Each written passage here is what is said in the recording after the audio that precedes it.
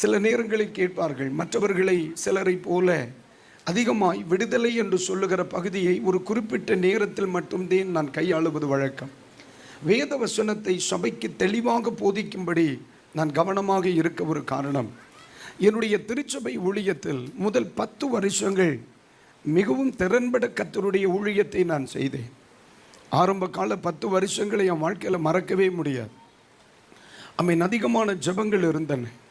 பல தரப்பட்ட மக்கள் வந்து விடுதலை பெற்றார்கள். பிசாசு பிடித்தவர்களை பல தேசங்களிலிருந்து அழைத்து வருவாங்க. சென்னை பட்டணத்திலிருந்து அசுத்தாவி பிடித்தவர்களை கொண்டு வருவாங்க. விடுதலைக்காக வருகிற ஜனங்களுக்கு அளவே இல்லை. காலையில் பார்த்தீங்கன்னா 5 மணிக்கு ஜெபம் இருக்கும், காலையில் 10 மணிக்கு ஒரு ஜெபம் இருக்கும், சாயந்தரம் 6:30 மணிக்கு ஒரு ஜெபம் இருக்கும், ராத்திரி 12 மணிலேருந்து 1 மணி வரைக்கும் ஒரு ஜெபம் இருக்கும். டெய்லி 4 ஜெபம் சபையில் நடந்துக்கிட்டே இருக்கும். பிசாசு பிடித்தவர்கள் தாராளமாய் கட்டி கைகளில் கால்களிலும் கட்டி போடப்பட்டிருப்பார்கள். ஆனால் 10 வருட ஊழியத்தை முடித்த பொழுது சிலர் சாதித்த ஊழியத்தை என்னால் சாதிக்க முடியலை. எனக்கு பின் என்னோடு கூட ஊழியத்தில் உதவியாக இருந்து ஒரு கிறிஸ்துவில் சகோதரர் 10 வருஷங்கள் அவர் அங்கே போய் ஒரு 5-6 வருஷத்துக்குள்ளே தான் இருக்கும், அழகான ஒரு ஆலயத்தை கட்டி பிரதிஷ்டை பண்ணிவிட்டார். அவர் என்னை வைத்து தான் திறக்கவும் செய்தார். அவருடைய ஆலயத்தை திறக்கும் பொழுது எனக்கு ஒரு குற்ற உணர்வு உண்டாயிற்று.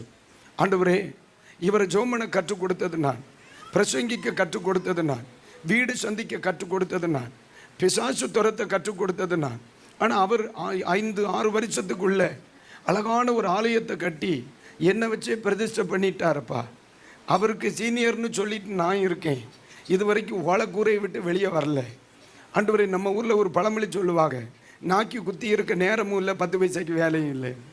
நான் 10 வருஷமாக ராத்திரி போல வேலை செய்திருக்கேன். ஊழியத்தில் ஒரு மாற்றத்தை பார்க்கவே முடியல.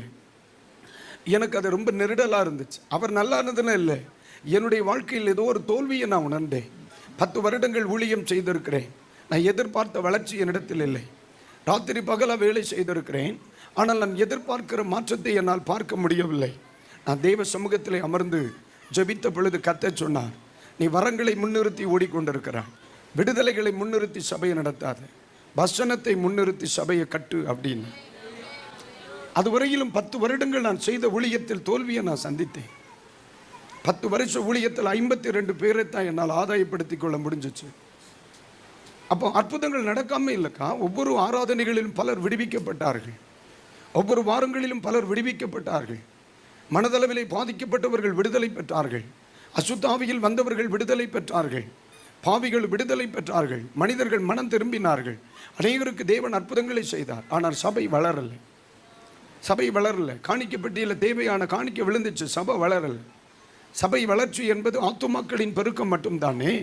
ஆண்டவர் எனக்கு மிக தெளிவாய் சொல்லிக் கொடுத்தார், நீ வசனத்தை வைத்து ஜெபம் பண்ணு, வசனத்தை ஜனங்களுக்கு தெளிவாய் கற்றுக்கொள், என் ஜனங்களை நான் ஆசீர்வதிப்பேன்னு சொன்னேன். முதல் 10 வருடங்கள் ராத்திரி பகலா ஊழியம் செய்து 52 நபர்களை மட்டும்தான் ஆதாயப்படுத்த முடிஞ்சிச்சு. அது அடுத்த ஆண்டவர் என்னை கற்றுக் கொடுத்தார். என் ஊழியத்தை மாற்ற ஆரம்பித்தேன், ஜனங்களோடு தோத்திரம் பிரசங்கம் பண்ண ஆரம்பித்தேன், வசனங்களை ஜனங்களுக்கு சொல்ல ஆரம்பிக்க மக்களின் வாழ்க்கை மாற ஆரம்பித்தது, சுபாவங்கள் மாற ஆரம்பித்தது, வீட்டு சூழ்நிலைகள் மாற ஆரம்பித்தது. பல வருட பிரச்சனைகளிலிருந்து அவங்க வெளியே வந்தாங்க. 20வது வருஷத்தை 2000 ஜனங்களோட முடிக்க கர்த்தர் உதவி செய்யும். நான் சொல்லுது உங்களுக்கு புரியும்னு நினைக்கிறேன்.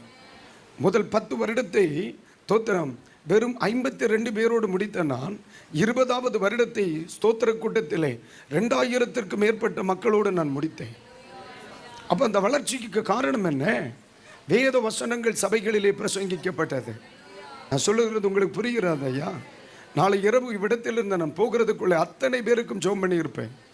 ஆனால் அவைகளுக்கு முன் சில மாற்றங்களை நாம் உணர்ந்தே ஆகணும். வசனத்தை நம்ம கேட்டே ஆகணும்.